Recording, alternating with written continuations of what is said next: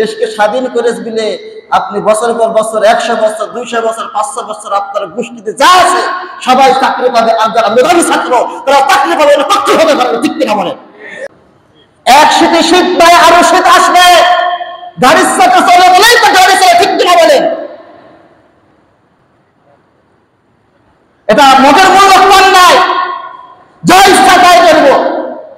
আরো দুঃখের বিষয়, যেসব স্টুডেন্টরা ছাত্ররা বিশ্ববিদ্যালয়ে পড়ালেখা করতে গিয়েছে, জ্ঞান অনুসরণ করতে গিয়েছে, আজকে তারা পুলিশের হাতে বিনা দোষে গুলির আঘাত পাচ্ছে, তারা নির্যাতন। আপনারা জানেন, হয়তো পেপার পত্রিকায় দেখছেন, ইউটিউবে আপনারা দেখছেন, ফেসবুকে আপনারা হয়তো যারা চালান তারা জানেন, এবং আপনারা যারা টিভির চ্যানেলে দেখছেন যে কোটা, আমাদের বাংলাদেশে একটা নিয়ম আছে, চাকরি নিতে হলে কোটা আছে। কি আছে? কোটা মানে বোঝেন, যেমন মুক্তিযোদ্ধা কোটা, প্রতিবন্ধী কোটা, এমন কোটা আছে। এখন মনে করেন যে কোটা দিতে দিতে যারা আসলেই মূলত মেধাবী ছাত্র ছাত্রী, তারা আজকে আর এই চাকরির যে আপনার যে মূল আসন যে চেয়ার, সে চেয়ারে বসতে পারছে না। এমন ছাত্র আছে টাইনে টুইনে পাস, কি পাস? টাইনে টুইনে পাস, তারা আজকে সে মূল আসনে আসল চেয়ারে বসে আছে। কিসের কারণে?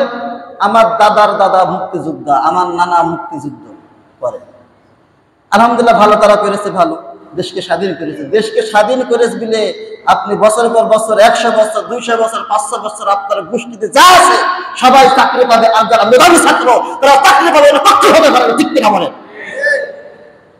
আর লক্ষ লক্ষ ছাত্র প্রতিবাদ করেছে ঢাকার বুকে, আমার বাংলাদেশে প্রত্যেক ইউনিভার্সিটিতে আজকে আপনার ছাত্রদেরকে আপনার হয়রানি করা হচ্ছে, পুলিশরা আপনার প্রতিবাদ করতে হচ্ছে না, তাদের কাছে আপনার গুলি চালাচ্ছে। কুমিল্লা বিশ্ববিদ্যালয়ের ছাত্রদের আপনার বুকে গুলি চালাইছে, নাউজুবিল্লাহ। এটা মনের মূল্য নাই, যা ইচ্ছা তাই করবো। আসল মেধাবী ছাত্ররা আজকে আপনার চাকরি পাচ্ছে না। আরে এমনও আপনার সংবাদ পাওয়া গিয়েছে, এমনও নিউজ তৈরি হয়েছে, 50% মুক্তিযোদ্ধা আপনার কি তাদের বয়সে বুঝেনি, তারা আসল মুক্তিযোদ্ধারা বাদ হয়ে যাচ্ছে। এক শীতে শীত নয়, আরো শীত আসবে, গাড়ির চাকা চলে বলেই তো গাড়ি চলে, ঠিক কিনা বলেন?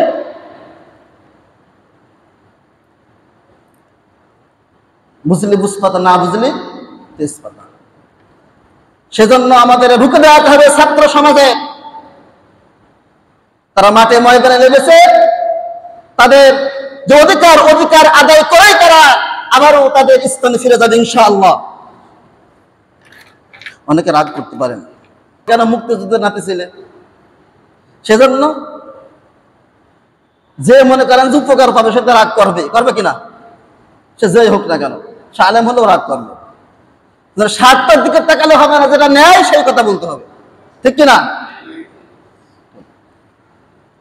সম্মানিত সূত্র কোরআন প্রেমিক ভাইরা, রাসূল প্রেমিক ভাইরা, যে কথা বলতে এসেছিলাম, আসলে আমার এটা সাবজেক্টের ভিতরে ছিল না, সাবজেক্টের ভিতরে ছিল না, কথায় কথায় চলে আসছে।